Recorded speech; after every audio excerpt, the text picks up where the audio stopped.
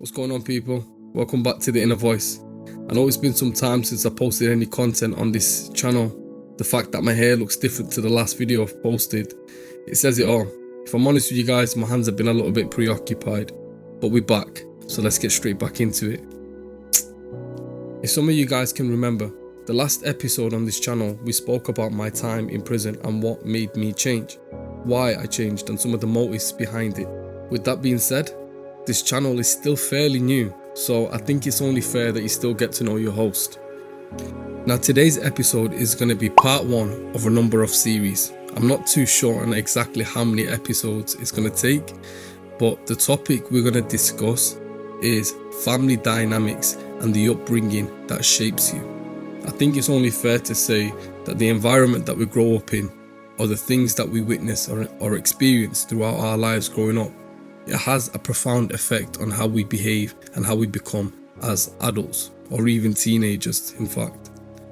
So on today's episode, I'm going to talk about some of the lessons that I had to unlearn from my childhood, and I've had to learn to implement new and better habits now in my adult life.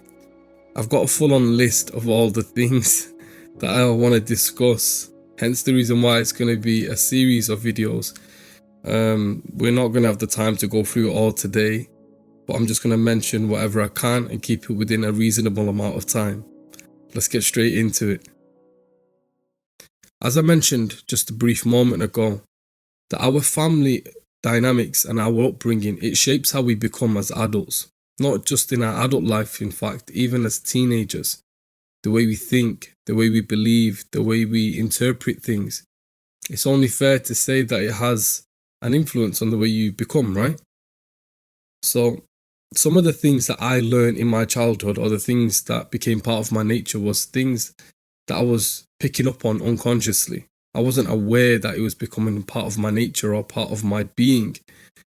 Now, as an adult, now that I've started my own life, my own family, and I've moved away from the environment that I've grew up in, I've come to realize that certain habits and certain behaviors and certain ways of thinking was not healthy.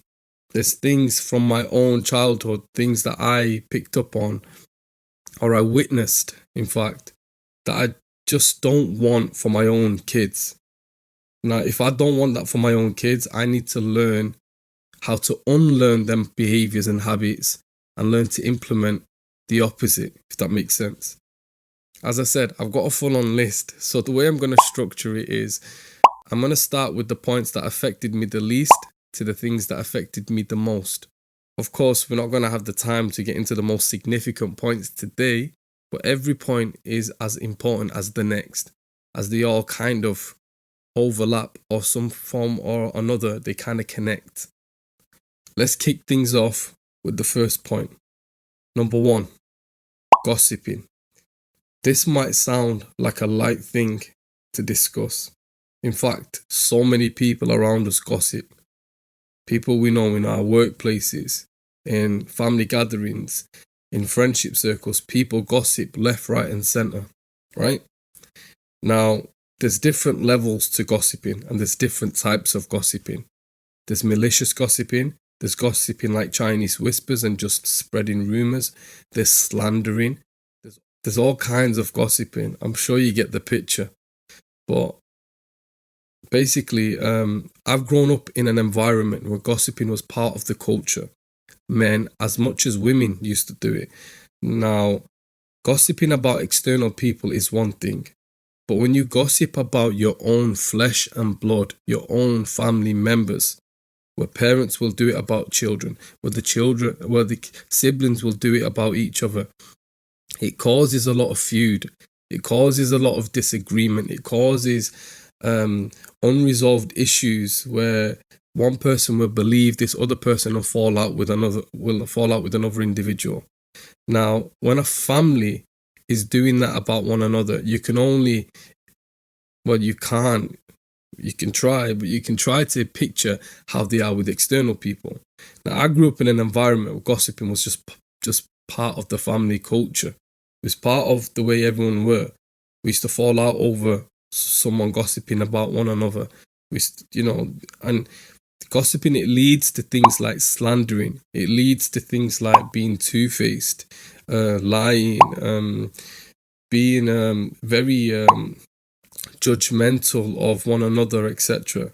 You understand? It opens the door for other negative attributes to be associated with you, the way you are with one another.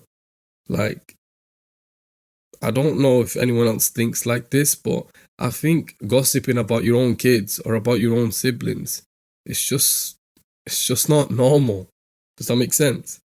So I didn't want that for my kids, and it took me a long time to program that out of my being. Now, don't get me wrong, I didn't used to gossip on the scale of like some of my family members, because as a kid I understood like this was not me, but still I had to program it out. It was still part of me to some extent. Now, another thing that I found really ironic was the fact that I grew up in a Muslim household, fairly practicing. They were strict about certain things.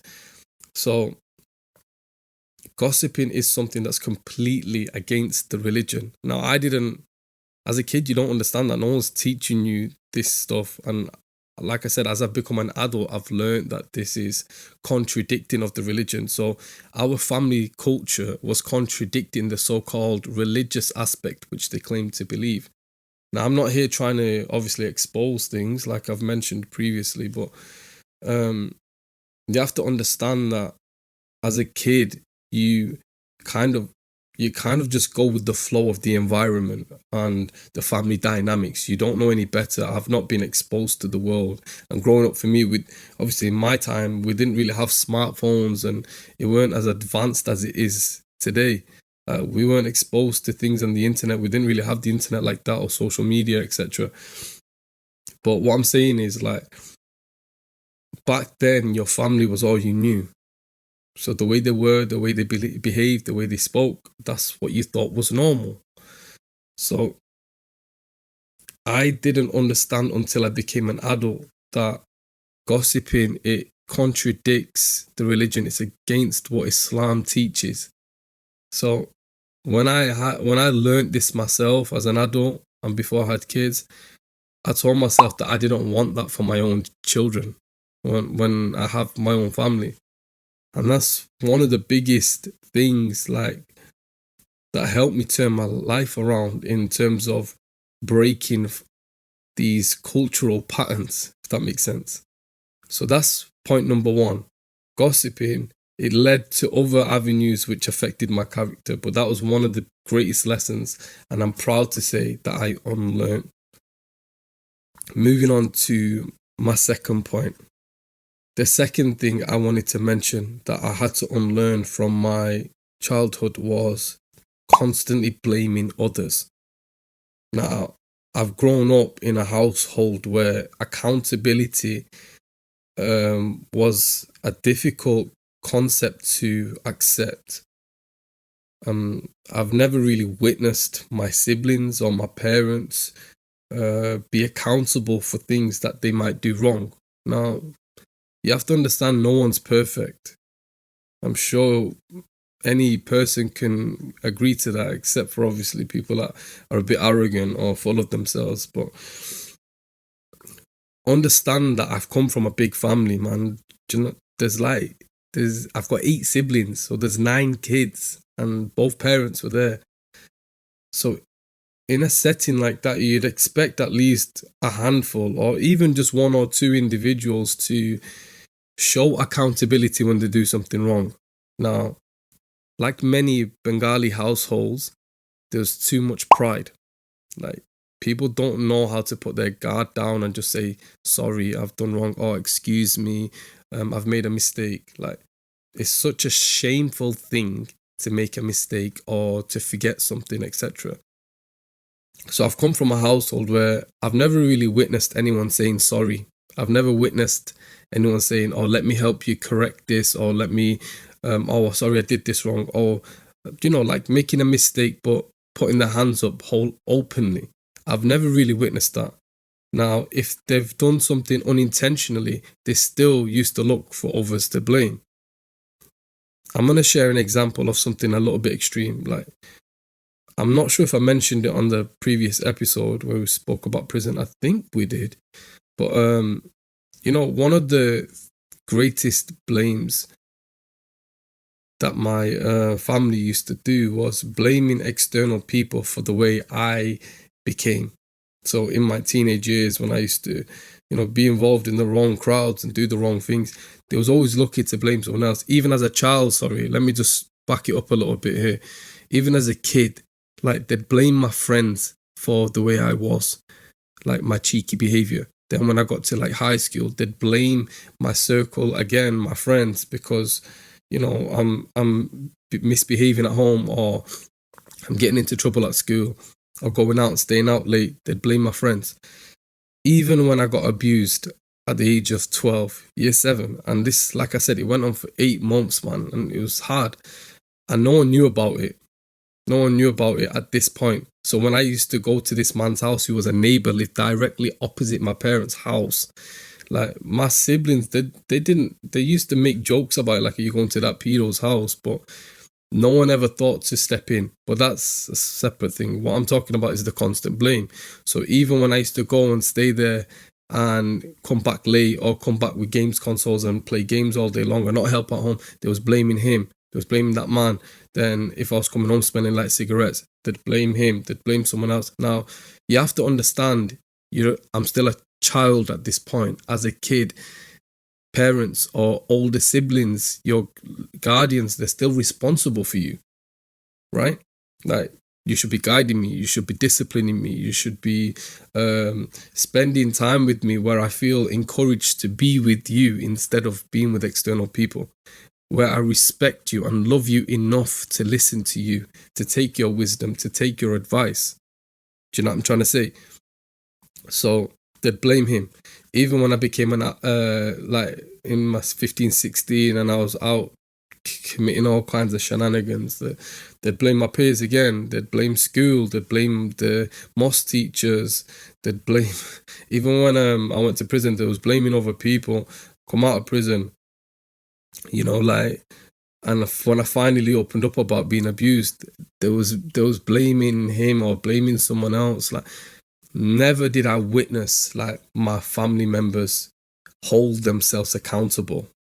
Like, it was hard growing up. Like, never, like, instinctively you question, like, as a child or any normal person who's a bit sane, if you don't know how to put the words together or say it outright, instinctively you still kind of feel like something's off. Like, if I just see let's say, for example, I'm just speculating it, but if I saw my brother do something wrong to someone, and instead of him apologizing when the person confronts him, instead he gets angry and twists it onto him. It's a common scenario like you see nowadays on the streets.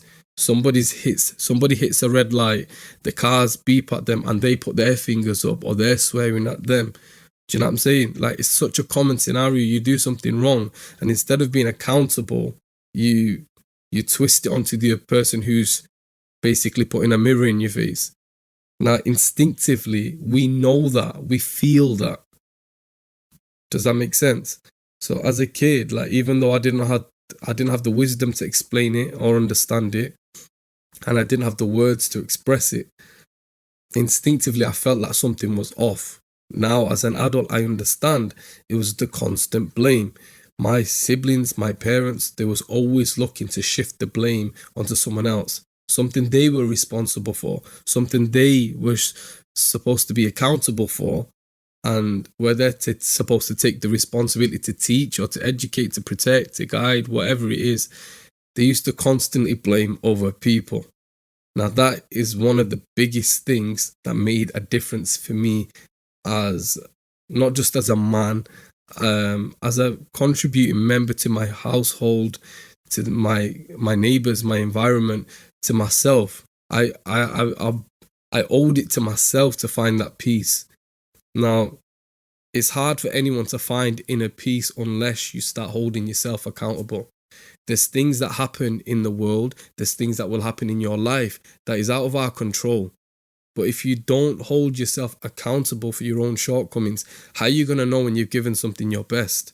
How are you going to know that what you did here was your own doing? How are you going to know here that something bad's happened, but it was out of your hands?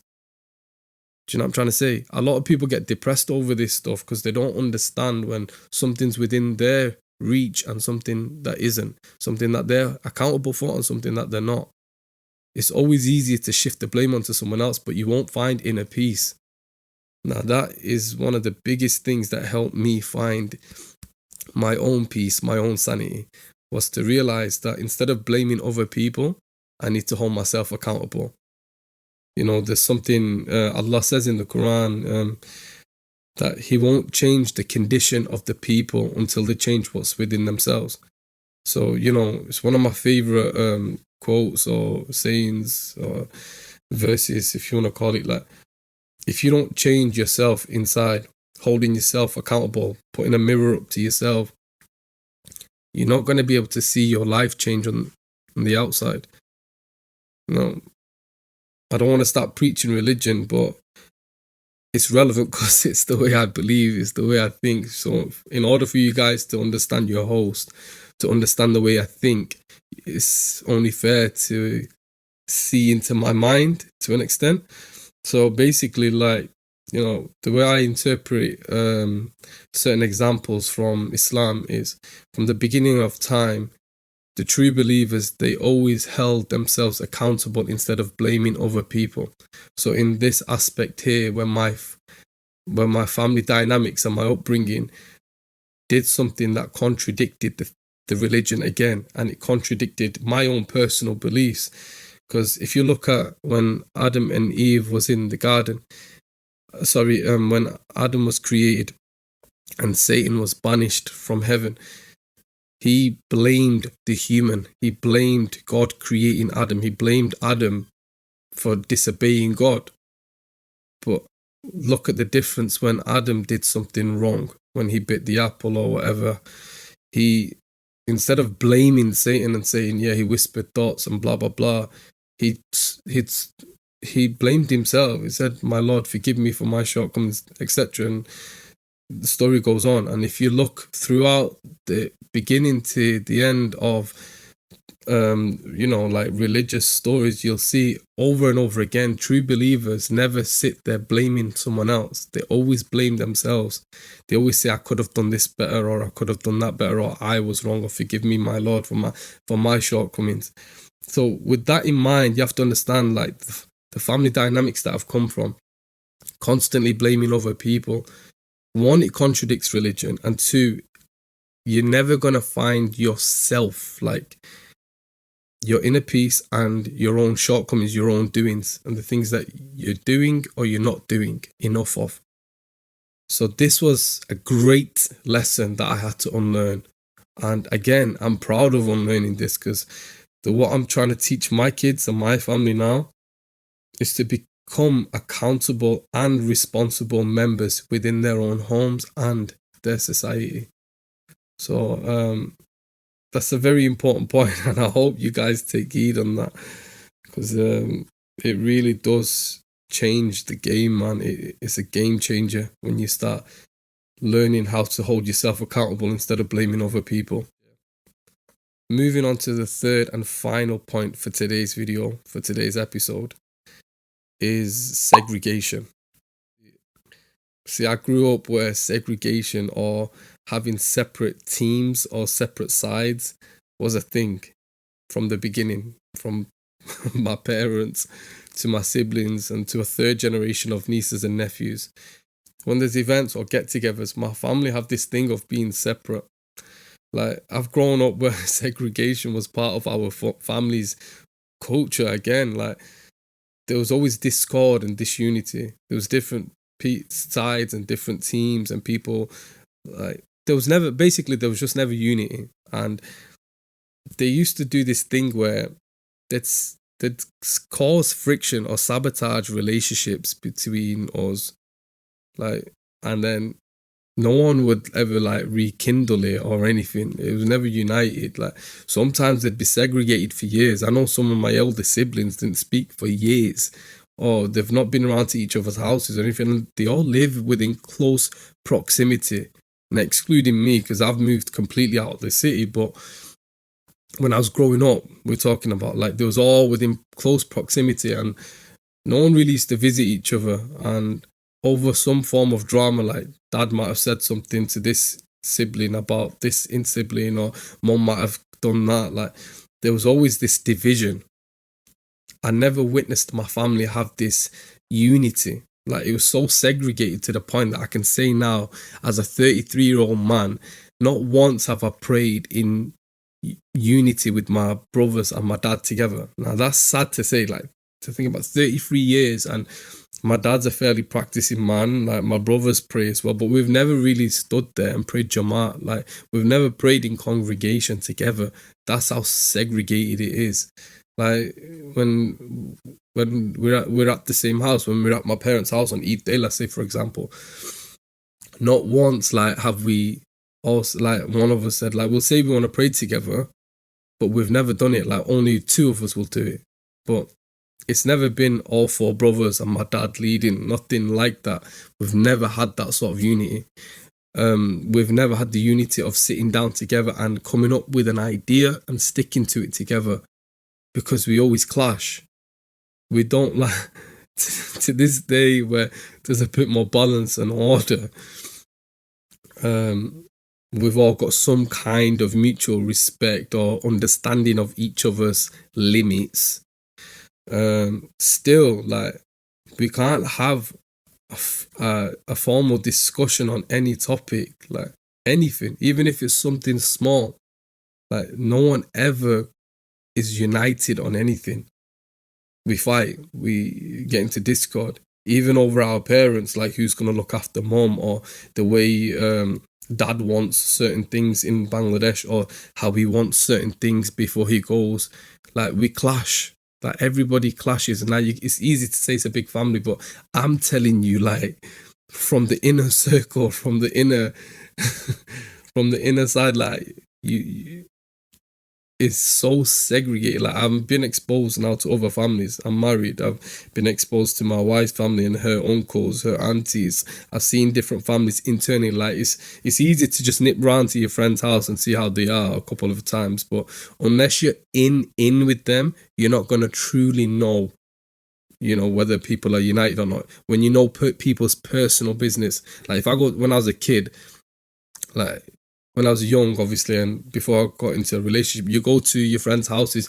Yeah, they're nice. You might hear some interpersonal conversations, but not personal stuff. Does that make sense? Like, unless you see people's insides, you're not going to truly know. And I'm telling you, my family is so segregated.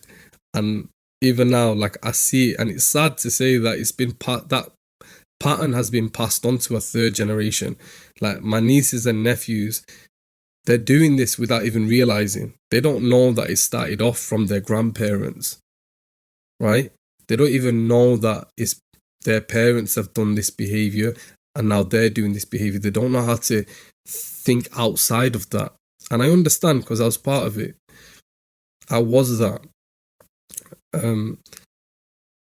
But, like I said, like prison offered me a time to reflect and to dissect things in an analytical way and to have a broader perspective on things. Hence the reason why I say I was fortunate to go to prison at that stage of my life when I was 18, because now I see things differently, and I decided I didn't want that for my own family, my own future when I have kids. And now that I've got my kids, this is something that it literally makes me malfunction. Now I've got a 5-year-old girl and I've got a 3-year-old girl. They're kids. They're obviously going to bicker. They're going to fight. They're going to clash, over little things like toys or a lollipop even. But even when they clash in that sense, I literally malfunction. My missus is my witness to that. I can't handle it because to me, it's an inner trauma. It is a form of trauma where I'm so against the concept of own bloods being rivals or competing or clashing. without making amends themselves, fixing things between them, it makes me feel a way that I can't even explain, because I don't want that. I never want that for my kids. I want them to be so close that they'll stick up for each other if their parents telling them off. Does that make sense? I want them to be a team. I want them to stand together, to stand strong. That's something I couldn't have as a child. That's something I never had. I still don't have. But doesn't mean that I don't want better for my kids. I want my kids to be so united that, you know, when you see it on like movies and that, or you hear these stories about being so connected. In fact, in Islam, in our religion itself, it teaches about strength in unity.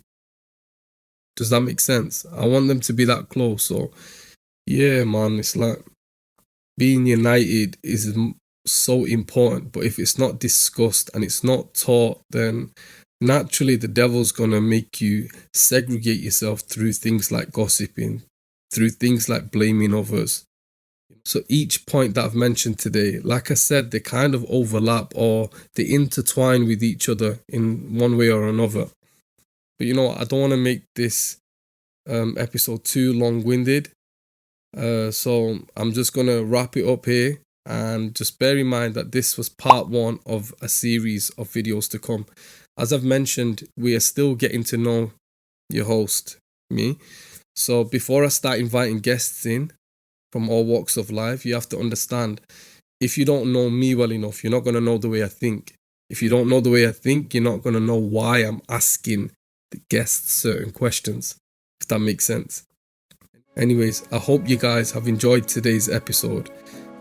I would ask you guys if you had any suggestions to leave them in the comments below, but to be honest, I've still got a big list to go through, so any comments of support or feedback, it'd be truly appreciated.